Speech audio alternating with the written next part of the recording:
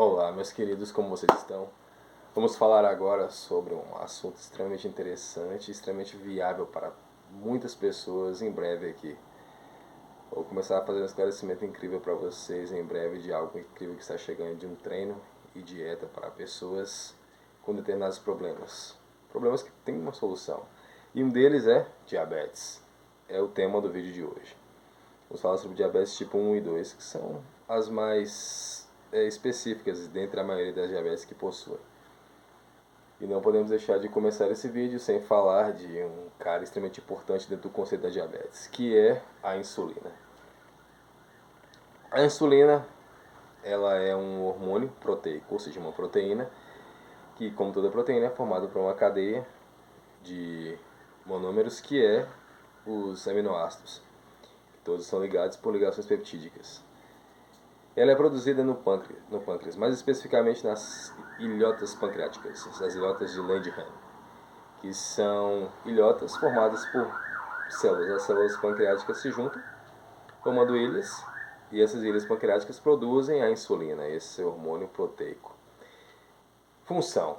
A função da insulina é básica e bem simplória, mas extremamente importante e vital.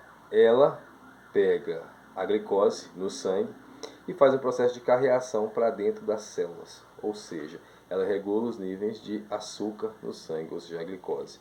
Mas quando eu digo glicose, não é só a glicose especificamente. Pentose, maltose, lactose do leite, a frutose das frutas, todas essas variações, inclusive as moléculas mais pesadas e maiores, como por exemplo o amido, que é uma molécula extremamente pesada, que é formada por glicogênio, várias moléculas de glicogênio ou de glicose. O glicogênio, que também é formado por várias moléculas de glicose, e elas se juntam e formam o glicogênio, assim como o amido. E a insulina trabalha com tudo isso, carreando para dentro das células. Que células especificamente? Células musculares, por exemplo, células do fígado, por exemplo. Essas células recebem esse carregamento através da insulina, da glicose que está alta no sangue. Tudo tem que estar regulado. Por que quando não está regulado? Na falta da insulina, a glicose aumenta muito. É aí que surge um tipo de diabetes. Mas enquanto ela está trabalhando normalmente, temos níveis consideráveis de armazenamento de glicogênio, que são reservas energéticas. Vamos falar disso em breve. Ou seja, já disse para vocês a questão do armazenamento da glicose. Isso é o fígado, por exemplo. Há muito tempo atrás, vamos supor muito tempo atrás, nossos ancestrais tinham o hábito de comer muito. Refeições fartas. Por quê? Em tempos antigos, tempos de ancestrais, eles não sabiam quando comeram de novo. Por isso armazenavam.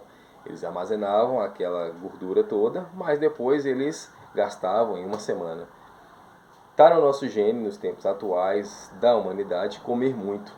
Obviamente você armazena grandes quantidades de gordura, porque para o nosso corpo é bom armazenar gordura. Fins térmicos de aquecimento, fins de armazenamento de energia, que a gordura é uma fonte de energia primária ou secundária. E o glicogênio que fica armazenado no fígado, por exemplo, ele é convertido em gordura quando não utilizado. Daí a pessoa fica com sobrepeso. Armazenamento em excesso de gordura. Esse é um dos problemas dos causadores da diabetes e, para quem já tem a diabetes, problemas com obesidade. Há uma questão simples nisso tudo: exercício físico e dieta balanceada.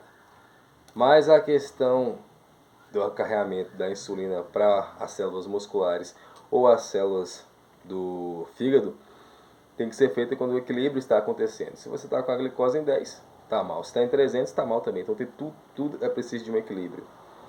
Por exemplo, quando você está com a reserva do fígado completamente cheia de glicogênio, o corpo secreta outro hormônio chamado glucagon. Ele vem, quebra essas moléculas de glicogênio e coloca a glicose no sangue de novo para ser utilizada. Entendeu como precisa ter um equilíbrio? Então essa é a função da insulina. Esses receptores recebem ela para carregar a glicose para as células musculares. Falando da diabetes, temos a diabetes tipo 1. A diabetes tipo 1 é uma condição em que nosso corpo, nosso pâncreas, não produz mais insulina. De forma nenhuma. Porque as ilhotas de Langerhans, as células de Langerhans do nosso pâncreas, elas sofrem uma degeneração progressiva. É quase como uma doença autoimune, da qual o corpo ataca as próprias células. Isso ocorre nos primeiros anos de vida do paciente, da pessoa. E nisso cessa a produção de insulina. Então você precisa de insulina sendo injetada via subcutânea de forma exógena, ou seja, de fora. Então podemos dizer que ela é uma doença que é insulino-dependente, você fica com dependência de insulina. Já no outro caso, que é a diabetes tipo 2, você até produz a insulina em condições até normais ou em condições bem menores. Porém, pense na questão de um medicamento. Você tem dores de cabeça e você toma um medicamento que é bem eficiente em determinado momento. Só que quanto mais dor de cabeça você tem, mais você o toma e ele para de ser eficiente. Quando ele para de ser eficiente, o que acontece? Você observa, perdeu o efeito porque você adquiriu resistência.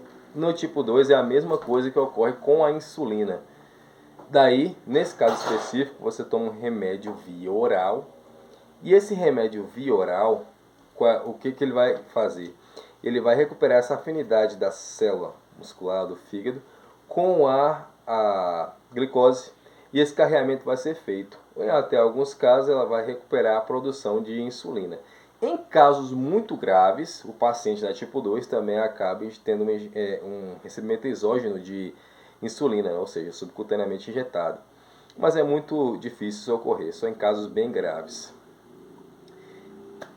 Costumam fazer aquela velha pergunta de que por que o paciente, por que a pessoa não toma insulina de forma oral, como os medicamentos da diabetes tipo 2, ao invés de ser subcutânea, na veia, injetado. Por quê? Porque quando a pessoa... temos que falar da proteína. Lembrem que a cadeia da insulina é o quê? São aminoácidos que formam uma proteína complexa. Ou seja, vamos pensar na questão de alimentos. Quem pratica atividade física, imagino que a maioria aqui, ou alguns não, mas sabem do conceito. Você tem que consumir proteína, carnes principalmente. Vamos pensar em um peito de frango ou um filé, que é rico em proteína. Claro, tem gordura, tem outras coisas, mas tem proteína na sua base, que é para construção muscular. Você mastiga, vai ali para o estômago, aí uma enzima chamada pepsina vem e quebra a cadeia de proteína, fragmenta os aminoácidos, os monômeros dos aminoácidos, que são absorvidos uma vez pelo intestino delgado. Agora, se consumisse a insulina, aconteceria o mesmo processo. Ela seria fragmentada no estômago por enzimas e depois a cadeia de aminoácidos, que são os monômeros, serão absorvidos pelo intestino delgado. Mas como se juntar de novo em insulina? Não tem como. Porque lembra que eu expliquei lá atrás que na diabetes tipo 1, as células de Langerhans, que são as células pancreáticas, estão danificadas, não funcionam mais, então não tem mais como produzir essa insulina, ou seja, por isso é preciso insulina de fora.